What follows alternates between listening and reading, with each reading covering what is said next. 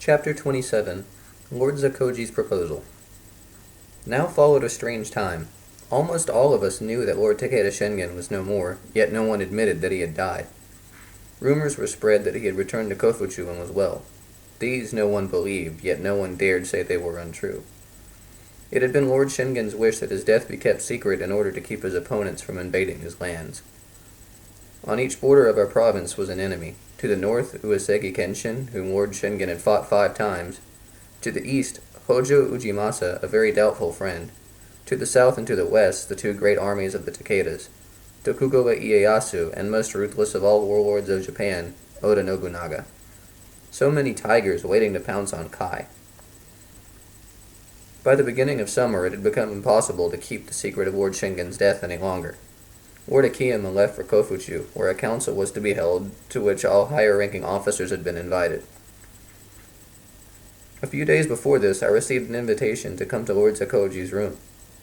I had not spoken to him since our return to Iwamura Castle, and I was frightened that our exchange of letters between his daughter and myself had come to his attention. The letters had been innocent enough, but even so, it was not correct for me to write without having first obtained her father's permission. It was with some fear that I entered his room. Lord Zakoji did not seem angry, and invited me kindly to sit down and make myself comfortable, as if he were receiving not a young man of little account, but a friend.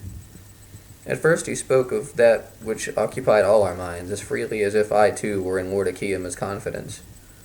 I was careful of what I said in reply, for I understood that the lords, the generals of the Takeda army, had divided into 2 groups, one of which supported Katsuyori. These were mostly those who hailed from Suwa province and the younger men. The other group wished Katsuyori's infant son to become the ruler, and until he became of age, the territory to be ruled by a council, with Takeda Katsuyori as a vice-ruler who would have to obey the decisions of that council. This group consisted of the older and more experienced of the generals. I sympathized with them, but at the same time understood how Katsuyori must feel being set aside in favor of his son. From Lord Zakoji, I understood that our master, Lord Akiyama, belonged to the second group. The meeting that was to be held in Tsuchigasaki Castle in Kofuchu was to decide who would rule Kai. Suddenly, Lord Zakoji grew silent as we heard the rustle of someone moving beyond the door. So slowly the door slid open, revealing a young girl. It was Akihime. She brought in a small table with tea and some rice cakes, which she placed in front of me, and then returned to bring another table handed to her by her maid, which she put in front of her father. "My clumsy and ugly daughter," Lord Zakoji said with a smile that belied what he said. Aki blushed, and the faint pinkness that colored her white cheeks was the tinge of a petal of plum blossom. She bowed to me and to her father, and then left the room. With a wave of his hand, Lord Zakoji motioned me to partake of the fare. Almost as embarrassed as poor Aki, I bit into the rice cake, feeling sure her father knew all about my letters. I have been unworthy of the happiness of having a son. Lord Zakoji looked in his teacup. It has occurred to me that someday I might find someone who does not mind the plainness of my daughter nor my undistinguished name, so that my youngest daughter's husband would become my son. I could not speak. So great was the honor shown me by this hint that Lord Zakoji wished me to bear his family name that I became tongue-tied. The expression on my face must have been plain to read as Lord Zakoji held up his hand to remain silent. My daughter is young, and the times we live in are so uncertain that I have not yet decided when I should search for a young man or if he can be found. My name may be more of a burden than a marriage gift worth taking. I am sure there is many a young man who would think it is a great honor to exchange his name for yours, I managed to say. My hand shook as I lifted the teacup to my lips. Both my sons-in-law have strong links to their own families, therefore I thought that for my youngest daughter I would choose someone who might be more easily absorbed into mine, someone with neither a father nor a mother. For a moment the old samurai allowed a smile to light his face. Then he said, "But let some time pass. Let us see what happens."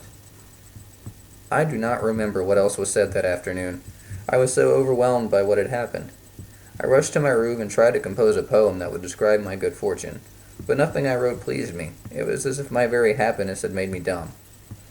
Lord Zakoji's statement that he would wait because of the uncertainty of our times before adopting some young man as his son made it impossible for me to tell any of my friends of my good luck. Lord Zakoji left with Lord Akiyama, as did most of the higher-ranking samurai. I wrote several poems and letters to Aki while her father was away, and as before, she did not answer. I did not mind this, for through my servant I learned that she had confessed to her maid that she cared for me. Yoichi had become dear to me, for I could talk to him about my feelings, and he would approve of every high-flown plan of mine. Suddenly I took an even greater interest in my work. I was still Watakansuke's assistant, and we were concerned with tax gathering and supplies. Once I became Lord Zakoji's son, would not that be the very work I would have to at least supervise, if not carry out? Already I thought of myself as a young lord. It was midsummer before Lord Akiyama returned from Kofuchu. We guessed immediately from the stern expressions on his face that it had not gone well for his side. A council of older officers had been formed, but they could only give advice, not orders. Katsuyori was now our Oyakata-sama, Lord of Kai. As for Lord Shingen's advice that after his death the Takeda armies should not fight outside their own territory, no one believed it would be followed by the son. What the older samurai feared most of all was that Katsuyori would start an attack upon his enemies before he was prepared for it. The return of Lord Akiyama and Aki's father meant I could again... The return of Lord Akiyama and Aki's father meant that I again received replies to my letters and poems. I had asked one of Lord Akiyama's servants to purchase paper for me in Kofuchu, and now I had an ample supply to disfigure with my poems.